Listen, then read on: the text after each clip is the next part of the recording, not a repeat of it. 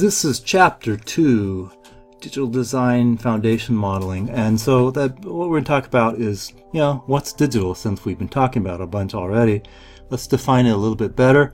Essentially the definition, we're going to define this by comparing it to analog. It's digital design, so why are we doing digital? Many ways to do things, particularly many ways to solve problems. So why digital? Basically because computers are digital, and computers do a lot of things really good and really fast. Not everything, but certainly a lot of. The notion of analog is effectively the opposite of digital. We live in an analog world, but our mission here in digital design is to interface this analog world to our computer and our digital circuit, and that way we can quickly and efficiently solve problems. Digital versus analog, I think once again you can look this up on Wikipedia or somewhere on the internet and get a really good definition for it, but I like defining it by using examples. So these are my 3 stock examples here. We'll step through these one by one and then actually make some noise on the last one here. Back 30 years ago, in an effort to save power, we used to install dimmers on our incandescent bulbs. Back then, there wasn't really a notion of compact fluorescent bulbs. This saves a little bit more energy than an incandescent light. So the only way around that was install a dimmer. Essentially, it dimmed the light, and so when it dimmed the light, it essentially used less power. So these compact fluorescent bulbs, they are generally, most of them, or most of the cheap ones, are either all the way on or all the way off. They're generally advertised as not being dimmable. So I don't know the physics behind that, but if you try to dim a non-dimmable fluorescent bulb, you get undesirable results. So these are off or on. The off or onness of it means it has 2 discrete levels, which is off and on. That's digital.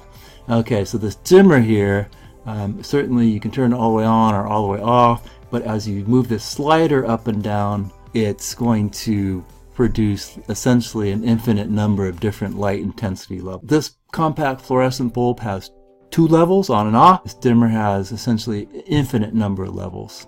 So this is essentially analog. It's associated with it like an infinite spectrum here. This is digital. It has a discrete spectrum, which is essentially on and off. Next example here, we have stairs versus a wheelchair ramp. Okay, so the stairs here, the bottom level and the top level, but there's also 3 levels in between. So you have a choice of 5 different levels, top, bottom, and the 3 steps here. Okay, that's it. You got 5 discrete levels on this thing. As compared to this ramp, certainly it starts at the bottom, goes to the top. But as you traverse this ramp here, you have essentially an infinite number of levels, moving up before you hit that top level. The stairs are discrete. The ramp is continuous. The stairs is thus discreteness is associated with digital. The continuousness of the ramp is essentially associated with analog. This is musical instruments. This happens to be a bass guitar, neck on the left, and a violin on the right. Here it's actually viola, but who cares? Okay, so the notion here is that the tone of a vibrating string is a function of 3 things. It's a function of the mass of the string, it's a function of the tension on the string, and it's also a function of the length of the string. So we're interested in the length of the string. So essentially on an instrument like a bass guitar, it has frets. These frets essentially change the length of the string at discrete levels, as compared to this violin or this viola here. Anywhere I put my finger on that fingerboard, it changes the length. So that on this bass guitar I have a few discrete levels. It's digital. On this violin here I have essentially an infinite number of levels, which is continuous. So this bass guitar is essentially digital, and the tone coming out of this violin is essentially analog. Okay, so let's do this thing. Get to hear the example. I know this is going to make noise, but this is my bass guitar. I get to talk about it.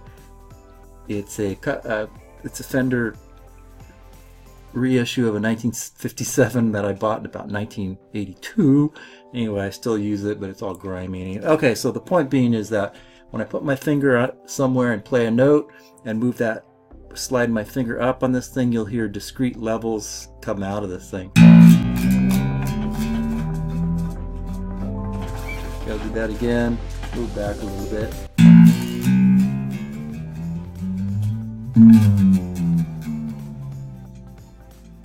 Okay, you can hear the discrete levels change on that thing as compared to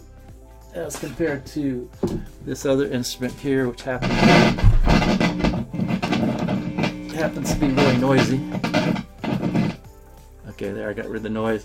This is actually a Fender. It's also a Fender, but it doesn't have frets. This is a fretless bass here. No frets in this thing, so as I move my finger up and down on this thing, you don't hear those discrete level changes as you did on the other instrument.